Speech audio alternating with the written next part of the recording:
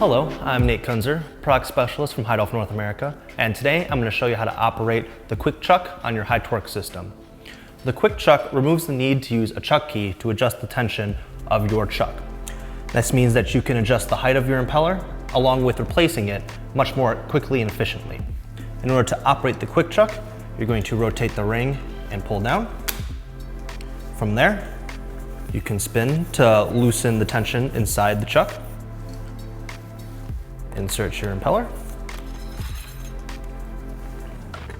And then adjust the height for stirring.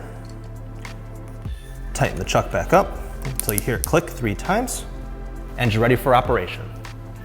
Thank you for watching the video. Again, I'm Nate Kunzer, product specialist from Heidolph North America, and this was operating the quick chuck on your Hei-TORQUE.